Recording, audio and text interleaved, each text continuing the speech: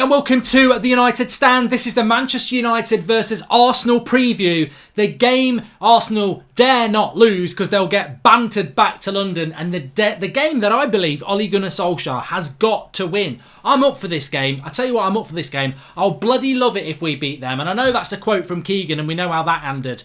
But the reality is, there are certain games of football where no quarter is given. I don't care how crap we are. I don't care how bad we are. I don't care what the future is with Manchester United and Solskjaer. Today, tomorrow, Sunday and Monday, this is about Arsenal. This is about beating Arsenal, and that's quite simply what it is. And I will not sit back. I was arguing with Flex this afternoon because we're doing some stuff with AFTV tomorrow, and I said, we do not give an inch. We do not sit there and go, yeah, you're going to beat us. Yeah, this, yeah, that. Sod that. We'll take that on Monday night if they beat us. I ain't going into this game going, Arsenal going to beat us. Arsenal this, Arsenal that. Shut up. Shut up. Because then if we do beat them, you've got to be brave in the battle. You go into battle to bloody win it, and we go into this battle to win it. And if we lose, we deal with the fallout then. But I am not going into Arsenal at Old Trafford. They travel worse than my gran, rest in peace for 10 years. So, you know what? It's not going to work. It's not going to work. I am not going to give any quarter in this game at all. We go into it. We have a bit of confidence. We're Manchester bloody United here, and we go for it. And that's what we do. And as fans, you know, this is not about being pro Ollie, by the way. This is not about being pro the Glazers, and it's definitely not about being pro these bunch of bottlers who wear our team shirt. But what this is about is Manchester United versus Arsenal, and I'm going into it as a Manchester United fan with bravado, with confidence, and with high expectation, because our expectations get lowered too much. And people are saying, like, AA FIFA 2000, we're going to get battered. I don't need all that. I don't need to hear that. I don't need negativity, because I tell you what, Arsenal are coming to Manchester United, and the pressure's on them. They have had the better summer. They have got the better team, balanced-wise. They've had the manager who's been there a whole year longer than ours. They're coming here as the favourites. So bring it on. Bring it on. Bring your pressure. Let's see what you got, because we're apparently shit. Probably are. We are a team in turmoil. Probably are. But this is a one-off game. It's Manchester United versus Arsenal, and I'm up for it. And I tell you what, welcome Joey Healy. Anthony Martial's absolutely key for Manchester United in this game. We need him back. The update with Rashford is that Ollie's saying it's not as bad as they first thought, and Rashford might be back before the international break. To be honest with you, I do not want him back for... I don't want him back for this game. I don't want him back for this game. I want Martial back. I don't want Rashford back. Martial's absolutely imperative for Manchester United. I put him in my combined 11 this afternoon. Of course, a load of Arsenal fans were moaning because they think the French Charlie Austin should be in there. But Anthony Martial is a very important player for Manchester United. We've missed him for too long this season, and he's absolutely essential to this. Which brings me on to this clip I've just got to show you. I really want to show you this. Just give this a listen. This is absolutely hilarious. Anthony Martial is the most overpriced, overrated player in Premier League history. £50 million. United fans screaming that they've got their saviour, and he's done absolutely nothing. Anthony Martial, the worst player, the worst signing in Premier League history, from a Liverpool fan. I mean, look, you know what? What are the famous words Martial scored on his debut? I think you've exposed yourself massively there. Links in the video description for that. Who do you think's the worst signing in Premier League history? It's definitely not Anthony Martial, is it? Link in the video description. Get over to that video and leave your comments on it, because I'll be on there straight after this show giving my opinions on it as well. Absolutely outrageously thick. Stupid. Almost, you know, I just do not get it. What has Anthony Martial ever done? Well, he scored against your team on your debut. I don't know whether you're suffering with amnesia, mate, but Martial's a fantastic player. And don't come at me that Liverpool wouldn't take Martial in their squad tomorrow. Beyond Salah and Mane, he'd be brilliant, absolutely brilliant as a backup for Firmino and that lot. He's a fantastic talent, and that is quite simply one of the weirdest, stupid comments I've ever seen. So get on the link in the video description. Go and have your say on it, because I'll certainly be on there. In fact, I've already left a comment on there, so if you want a little bit of a laugh, click the link in the video description and go and see what I've put on there, because I suspect it's probably had a lot of likes and it needs a few more. Anthony Martial, biggest... this from the club that signed Andy Carroll. I mean, I digress. Anyway, look, you know what? I wanted to go into the team news on the side, but let's talk about Ole Gunnar Solskjaer. He cannot afford to lose this game. he has to, I believe, win this game. We play on Monday night, and by Monday night, if results go against us at the weekend, we might well be in the mid-table, bottom half of the table. He's got to win this game of football, I think. I think we've dropped too many points recently, and we need to be winning our home games, especially... I mean, I suppose... I can't wait for the press conference tomorrow morning. I'll be doing a live show of that. We'll react around 10 a.m. I can't wait for the press conference tomorrow morning because I want to know... I really want to know... I really want a journalist, and I know we get a lot of journalists watching, so do your job, please, with all due respect. I want Manchester United and Ole Gunnar Solskjaer to tell us, the customer, United fans, what is the expectation for this season? Because all I keep hearing about is future long-term planning, load of nonsense. But what is this season's end game? Is it Champions League football? Is that what we're going for? Hence, we've got to win the Europa League and get top 4. And if that is the case, you've got to beat Arsenal on Monday, because if they beat us, I think they go for, I can't remember how many points they go ahead of us, but so we've got to win this game. But I think the hint is in the pudding, so to speak, because what we've seen from Ole Gunnar Solskjaer over the last 2 or 3 games is this 2 holding midfield role. It's fear, isn't it? It's this fear of trying not to lose games instead of going out to win them. And how we approach this game on Monday night, even though we're the home team, I think we're going to go into it trying not to lose. Shevchenko is the worst Premier League striker in history. Club record fee at the time and did F all for them, says I'm bottle job. Torres as well. And Zayn Miasi, thanks for the contribution. And we've got a new member in Joey Healy. Welcome, Joey, latest member of the United Stand Members Club. But look, how we set up in this game, I think that's my predicted Manchester United 11. Now, there is a bit of concern that Matic might play because he didn't play against Rochdale. But I think that the midfield 3 is probably... Well, I think McTominay and Pogba will play. So I don't think Matic will play. I think he'll go back to how he started the season. So I think McTominay and Pogba will play, which means Matic will be on the bench. The back 4, I don't see Luke Shaw being back, so it'll be Ashley Young. Even if Luke Shaw is nearly back, I just don't think he'll play Luke Shaw, having not played any games before it. I think Lingard will play. I think the Lingard myth that he does well against Arsenal will mean that he plays. And I think that the front 3 of Greenwood, Martial and James is actually quite an exciting front 3. The only weak spot in that team really is Lingard. But actually, I look at that team on the left and I think, you know what? It's not bad. For what we've got in our squad, it's not bad. Any dreamer who thinks Gomez is playing, wake up. He won't play, and I don't want Mata to play. So Lingard probably is the better option because he's got legs. He can run. I wouldn't want Mata to play. So actually, that team is my predicted team, but it's probably the best realistic team because, like I say, there's no way Gomez is going to play, and I think definitely McTominay and Pogba play, and then you don't get Mata or Matic. So that team there, I do think is good enough to get a result. Always a hyped game. Taking my dad for his birthday is Paminda Dillon. I can't wait for it. Bring on all the cocky Arsenal fans. Bring on your big gobs. Great. Bring it on. I'm looking forward to it. There's no quarter given. I don't expect to lose this game. I expect us to get something out of it, and I expect that something to be a win. But I'm absolutely 100% confident we will not lose this game to Arsenal because I think that people are getting lost in the reality that we're not a very good team.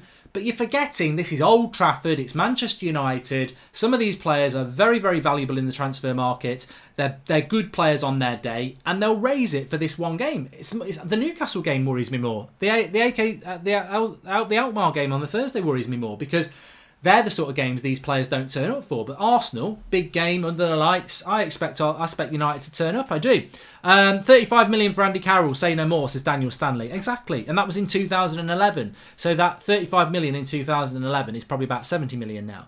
But what I want to say is, though, and I don't know what you lot think, I think Fred is massively important in this game. And he won't start. I don't understand the Fred thing. Now, last night, it's very hard for Fred to shine in a game like that because it's hard to know the way we're playing football, which we'll talk about in a moment. But Fred I think he had the most interceptions, most touches of the ball, most passes of the ball, and I think he had the most tackles as well. His stats last night, again, were brilliant, much like they were against Leicester, and much like they were against Astana. I don't know what more Fred needs to do because every time he plays for United at the moment, he plays well. And he's also tenacious, quick, and gives the midfield something that it hasn't got. I definitely think Fred should play against Arsenal, but I'm pretty confident he won't play.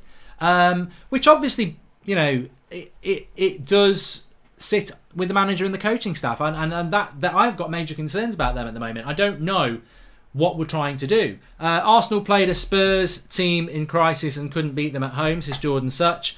And thanks, Zayn Massey, for the contribution there as well. But you know what? I think that we need to talk about Manchester United tactically a little bit more, because everybody's saying Ollie out, all this. And you know what? I don't necessarily...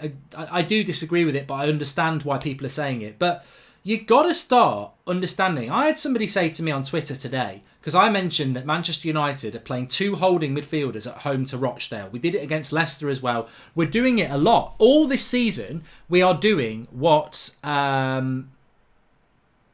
we weren't doing. I'm bored of saying this, and I'm sure you're bored of hearing it and thinking it. But Ole Gunnar Solskjaer got the job on something that he's not doing. Like, he didn't play this formation, and he certainly didn't play this style of football.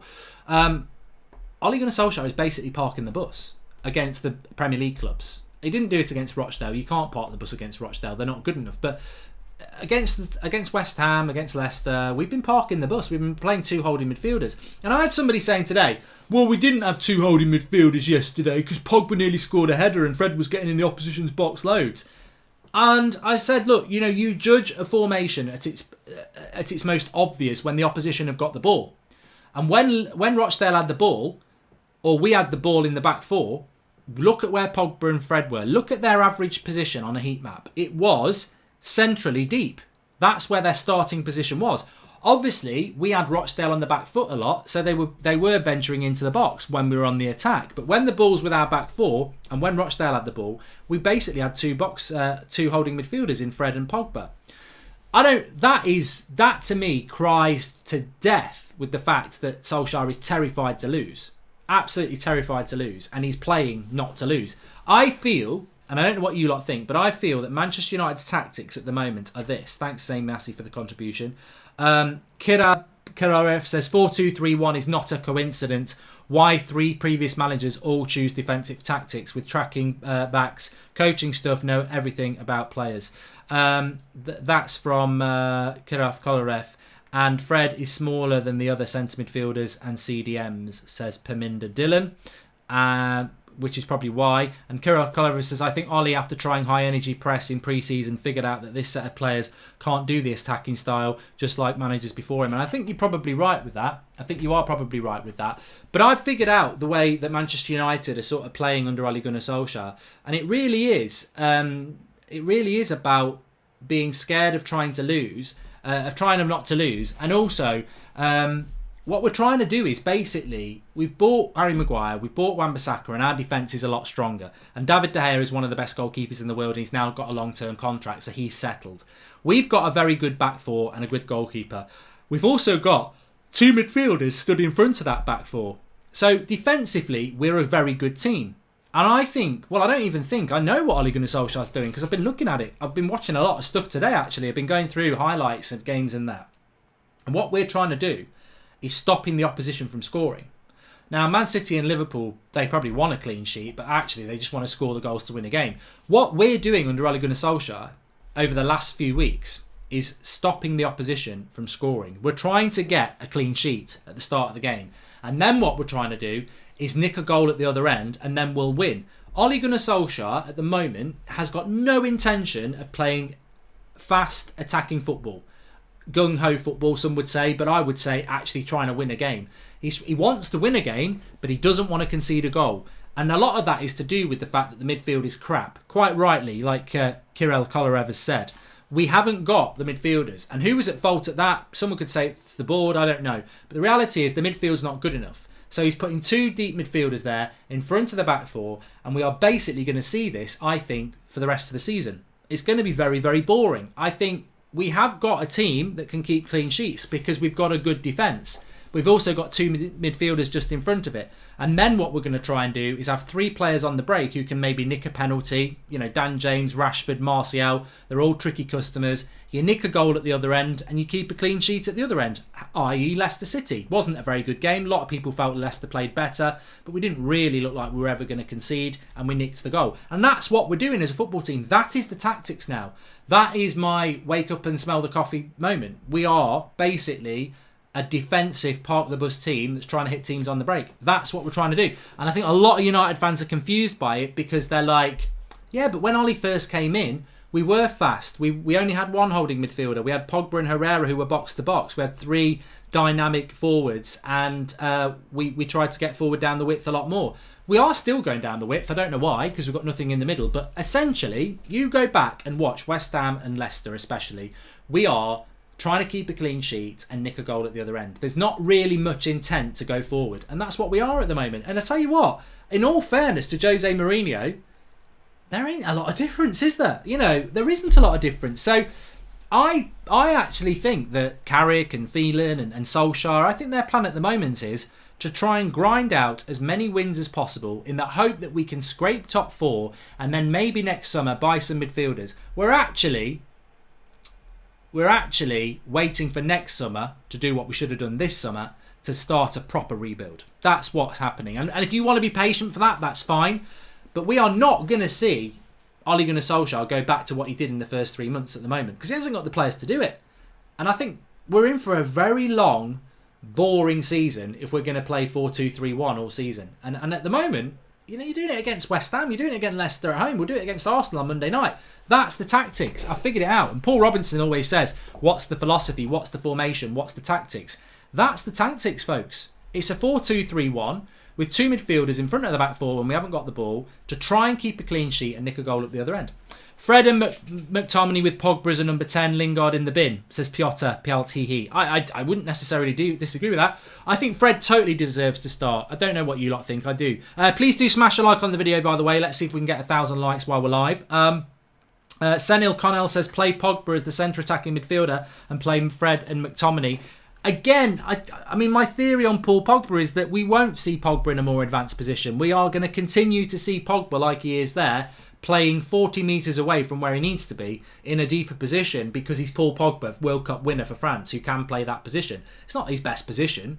Pogba's best in a 4-3-3 where the midfield 3 has got 1 holding midfielder like a Kante or an Ndidi who's like all over the place, and then Pogba's got licence to roam. At the moment, Pogba's not got licence to roam. He's part of a midfield 2. They share that responsibility, and he's not really got licence to go forward. And that's why we're not getting the best out of Paul Pogba. I mean, Pogba against Rochdale, how many times did he get tackled? How many times did he lose the ball? I know he's just come back from an injury, but Pogba, to me, just looks like a player who's not interested. And it's very hard to be interested when you don't want to be there, isn't it? Thanks for the contribution, Zayn Miasi. You can leave us a comment if you want. I want to see a team fighting on Monday, says Christina Havarth. As I said, if you're joining a little bit late, I will not give an inch on this game. I expect a Manchester United performance. It's Manchester United at Old Trafford against Arsenal. And if we want to get top 4, then you've got to go and win games like this. A draw, you know, would be a cop-out, really. But I don't expect us to lose. My prediction is it will be a draw. But, you know, we've got to go and get a result, definitely, in this game. And I just want to say, why do you like Luke Shaw? He's a fatty trash player, says Johnson's FG. Well, Johnson's FG, I'm not even going to reply to that, because you could have said, why do you like Luke Shaw? I think he's positionally suspect. But you've just gone and had a go at his weight. I mean, it doesn't deserve a reply. If you're going to act immature and have a go at somebody how they look, then I'm not going to come back with a proper answer to that. I just think it's a silly one.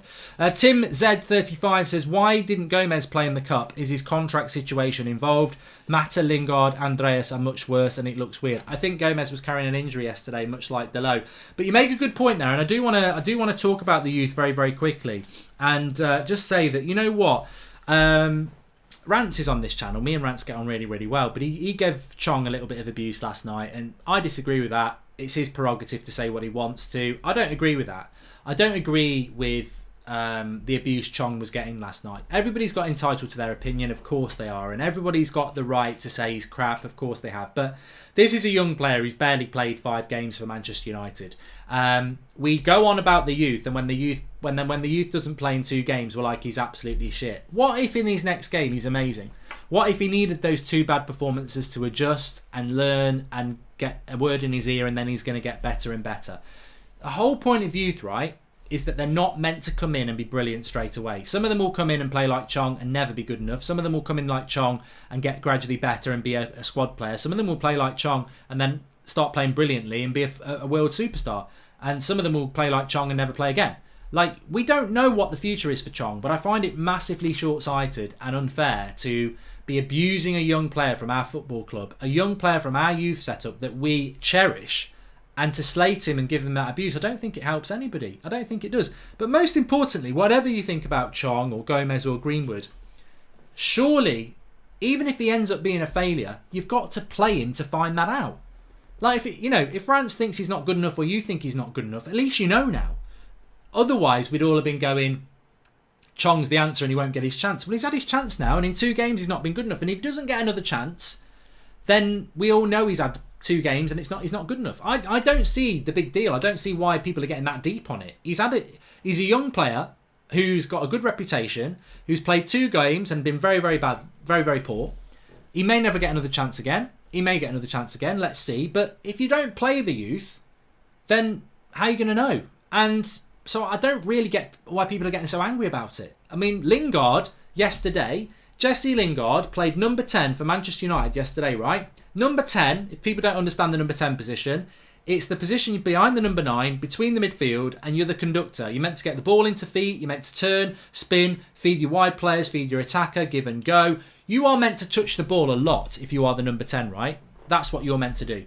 Jesse Lingard played number 10 against Rochdale yesterday. Can you believe what I'm about to tell you? Jesse Lingard played number 10 in the conductor position against a bottom half League One side, right? England international, 100k a week, 27 this year, number 10 for Manchester United, had the least touches and passes of any other United player who started on the pitch, including Phil Jones, who went off at half-time.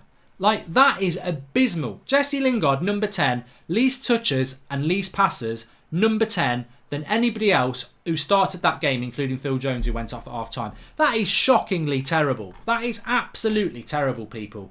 If you want to have a moan about somebody, have a moan about Jesse Lingard. But Marcus Chong. Tahith Chong, look, we moan about the youth not being given a chance. He's had his chance. Maybe he's not good enough. It's not that deep to get abusive about it. It really isn't. But this is why I don't watch a lot of the youth. I don't watch a lot of youth football. I keep an eye on it. I read a lot of reports on it. I'll watch the highlights and stuff like that. And you start to go, he's a good player. He's a good player, like Greenwood.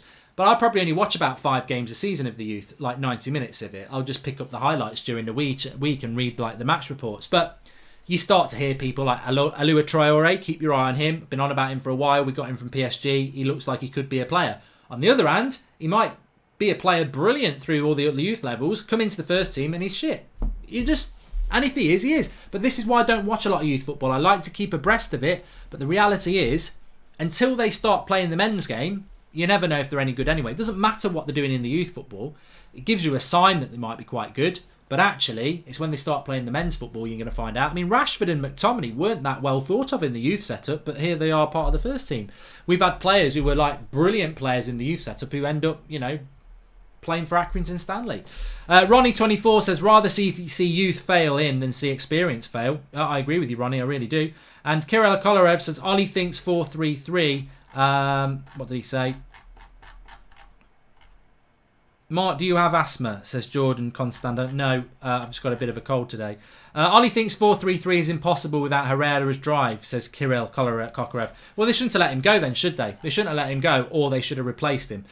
Shiv Singh says, even if Ollie chooses a good team, he doesn't react to the situation. I said it before, the best coaches never keep sitting 24/7 in a game they can affect. Look, whether Ollie Gunnar Solskjaer is a good coach or not, we're going to find out, aren't we? The reality is, why don't you read my comments, negative Mark, says J Johnson FG. I've already read one of your comments, man.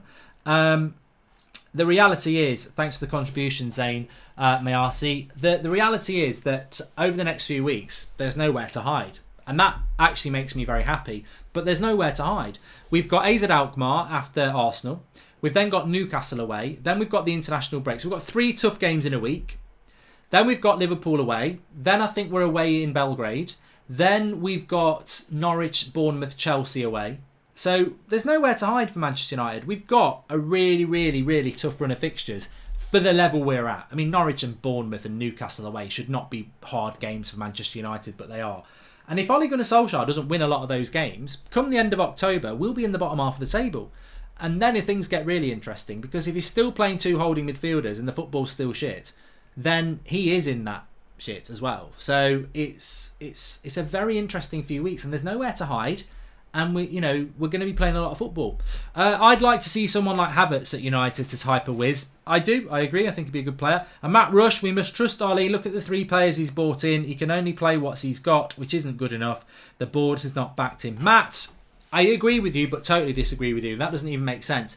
He has bought well. Those players have been good, but there is no patience in football. That argument, Matt, in a month's time, if we're in the bottom half of the table, how strong do you think that argument's going to be if we're in the bottom half of the table at the end of October? Oh, give him time. He's only had this much time. And you're right, he should have got 2 midfielders and we'd be a better team for it. But the reality is, the cold, harsh reality is this. Manchester United Football Club, with the squad they've got, should still be finishing 6th. We are not any lower than that. And if Ole Gunnar Solskjaer puts us into the bottom half of the table, you can't say it's because we didn't get midfielders.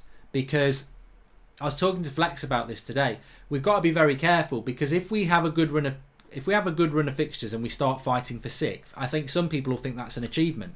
That was the minimum expectation of this season. We were meant to be fighting for 4th.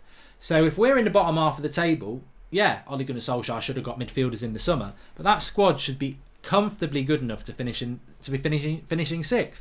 And if we're not 6th and we're in the bottom half of the table, I don't think the signings in the summer that he didn't get will be excuse enough. I think the fan base will be fed up. I mean, Saeed, who does the fan cams, I'm really surprised that he's Ole Gunnar Solskjaer out. I really am. But it's his prerogative to do that. I think Rance is bordering on the edge of Ole out. I think he actually is. He's just not saying it yet. Flex isn't. I'm not. It makes me laugh the amount of people on social media say I'm Ollie out as well. As I keep saying, look at when I became Mourinho out. I was quite late. I don't jump till I'm certain, and I'm not certain with Ollie yet. I still think he can turn it round. Did you hear Liam Gallagher on the radio? Says Jordan Constantino. Yes, I'm going to play that tomorrow on the. I'll play it on the Ole Gunnar Solskjaer press conference tomorrow because I've got the clip of it. Liam Gallagher talking about the United stand. He watches the United stand. I mean, this to me, he was bantering us. It's a really funny clip, but look, we all had our heroes growing up. I loved Oasis and I loved Liam Gallagher, so he watches the United stand. If you're watching, Liam, get on a video. Mad for it. It'd be brilliant to get your arrogant Manchester City opinion about Manchester United, but it would make for a good video. He'll never do it though. You'd sell a few albums as well. We'd put the link in the video description. Let's have a look at some of your comments. We should get Ibrahimovic back, says Josh Wood. We move on. Liverpool beat United and sack Mourinho, and United will lose to Liverpool and City home and away and sack Ollie, says Likumbu K. They're the big games, aren't they? But Arsenal's bigger than that. If we lose to Liverpool, it's horrible. Nobody likes it, but you would expect it. I don't see, even today, that game, I'll be up for it because it's Liverpool and I'll be like, we've got to beat them. The reality is, even on our best day, I don't think we can beat Liverpool. I think we're just miles away. Even if all those bottlers and Pampers FC players that wear the United shirt turned up and put a 10 out of 10 performance. If that team on that did a 10 out of 10 performance against Liverpool, I still don't think it's good enough. But Arsenal are fighting for 4th and so are we apparently. So that's a game you can't lose. Ollie needs to employ a great tactician, says JNFN. And Gomez needs more first-team experience when he is back, says Haradanamin Balagandran. I don't think he will play at all on Sunday. Arsenal have got some good youth, says Ali Callow. How can you say finishing 6th is a good season? Finishing 1st or 2nd is a good season, says Wengi Simmons. Yeah, well, that's my expectation with Manchester United, but there's no way we're finishing 1st or 2nd with that team. I think people get a little bit confused about. They don't want to blame Ollie at all because he didn't get midfielders in the summer, which I understand, but that's why we're not going to fight for the title. Finishing in the mid-table, Ollie's failed. You know, you can't use the midfield excuse for finishing mid-table, because that means we're worse than West Ham. And the reality is that squad's not worse than West Ham. It's not worse than Bournemouth. It's not worse than Everton. It's a better squad. It should be finishing 6th. That's when Ollie... The minute we start hanging around mid-table is the minute Ollie's in trouble. If he can hang around 5th and 6th, he's fine. You know, people will give the excuse about you didn't have the midfield to go any higher than that. But the minute we start hanging around mid-table, he's in trouble. Just ordered a KFC and they delivered it to the wrong address, says XM as Hurts. I know, it's right here now. Boneless chicken and popcorn chicken and a zinger. Thanks, man. I want to see Martial and Greenwood paired up front, says Nullison1. I don't see us doing that. I don't see us doing that formation, to be honest. I really don't. Please smash a like on the video. We're getting closer to 1,000 likes. We will be live tomorrow morning for the Ole Gunnar Solskjaer press conference reaction, yes. And Pacello says, Mark, the old guy on the Rochdale fan cam, spoke a lot of sense. Maybe you should listen to him. I did listen to him, and I don't agree with him about Wan-Bissaka, but... this is what this channel's about. If you haven't seen the fan cam from last night, he got a lot of dislikes, but he absolutely went in on Wan-Bissaka and a couple of other players, and he says what he thinks. I respect him for that. I don't respect his opinion, but, well, I do respect his opinion. I don't agree with his opinion, but I really enjoyed the fan cam. Totally different opinions to me, but there's nothing wrong with that.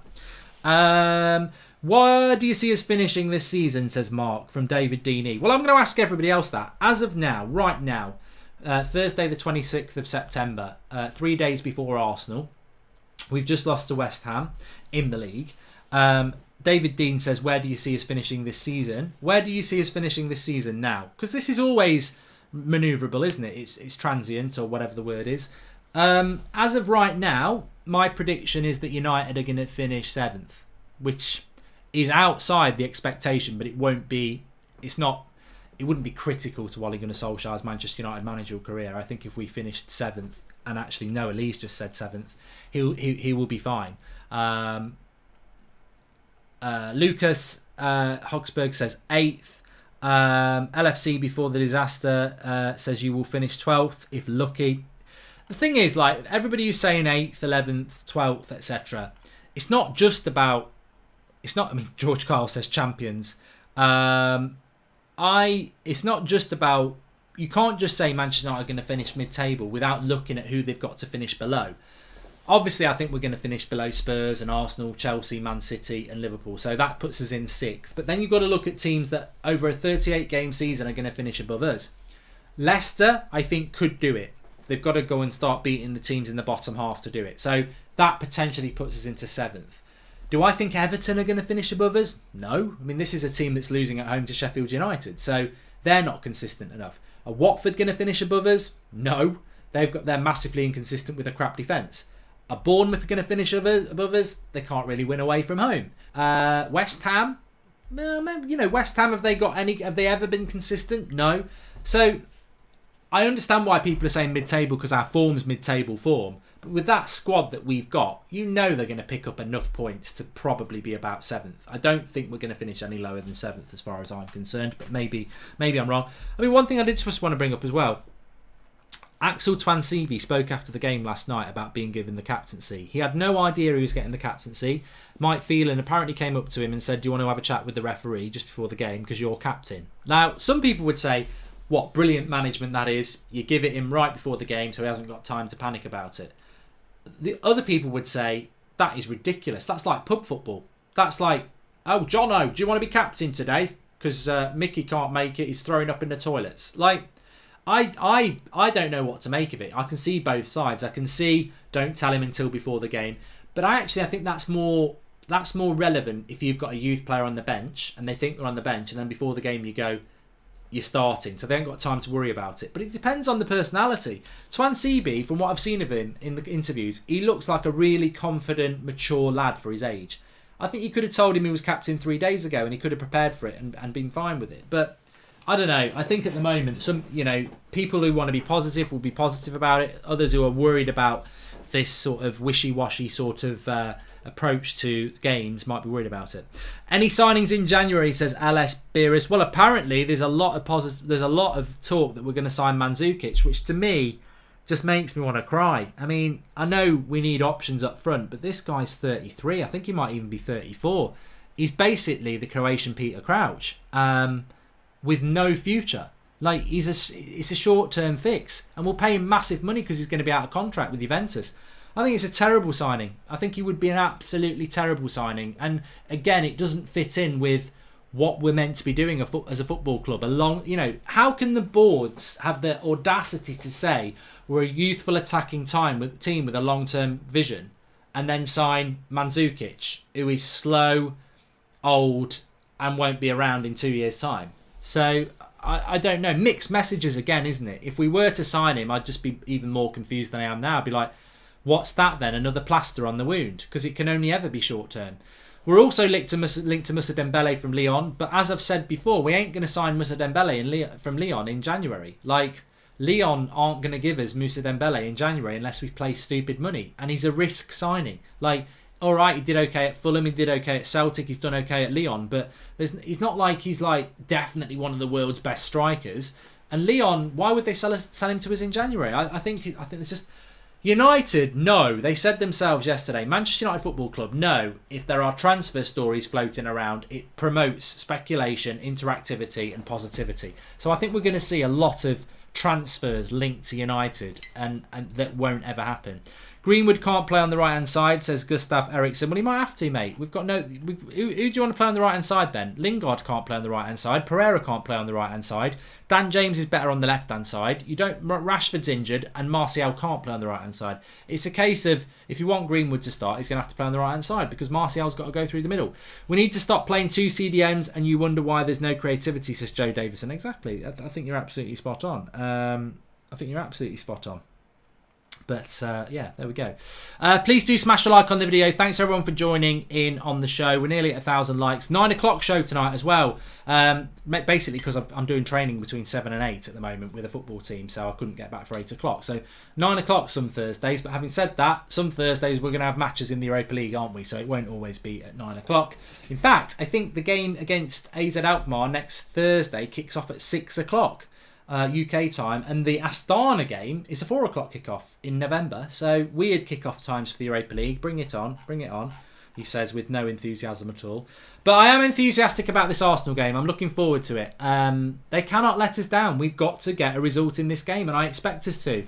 So bring it on, AFTV. Bring it on, Arsenal fans. I will not give any quarter. I will not give you any hope of a win. I do not expect you to win. I'm confident you won't win, and I expect a performance from Manchester United. And that's the way I stand on the United stand tonight. Thanks everyone for watching. We're back at 10 a.m. tomorrow, UK time, for Ole Gunnar Solskjaer's press conference, which is going to be very interesting.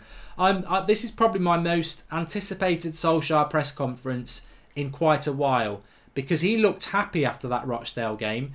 And I can't understand a manager that is playing part of the bus football with no identifiable tactics on the end of some really bad results, how he can be positive going into a massive game like this. So I'm intrigued to see what Ollie's got to say tomorrow. And I would hope that somebody soon asks him the question, what is your expectation for United's Premier League finish this season? I want our manager to tell us what he thinks we are going to achieve this season. I don't think he'll give an answer. I think he'll give a politician's answer. But realistically, he should be saying top 4. And I want to hear top 4 from our manager. Because at the moment, I think the big problem we have as fans is we're all speculating where we're going to finish. I've just said 7th. Some people are saying mid-table. But what is the aim of this season from our football team? Is it too much to ask to know what the aim is for this season? We hear about long term, we hear about the future, but what's the aim this season? Don't tell me Manchester United Football Club have gone into a season not knowing what the aim is. It wouldn't surprise me if we haven't. I mean, it's like I said last night. If the club put out a statement saying we expect a 3-year plan before we're good, you go to work tomorrow, right? And your boss comes and says, you know that bit of work I needed from you this morning? You've got 3 years to do it. Are you going to get it done that morning? You're not. You're going to head down for a coffee, chat people up, slip off to the shops, do a bit of online shopping, look forward to the weekend. I've got 3 years, baby. Like, there is no incentive for these players at the moment because all they're hearing from the club is it's a long term, you got to be patient, everyone be positive. And then we've got no aim from our manager what we're going to achieve this season. I think this is too wishy-washy. We need some defined demands on these players right now. And that's the only way we're going to get better. Thanks for watching. Speak to you all soon. Make sure you click the link in the video description and go and have a listen to this clown again about Martial being the worst Premier League striker ever. Links in the video description. Go and have a look at the comment I've put on and give it a like and leave your comments. Thanks for watching. I'll speak to you all soon.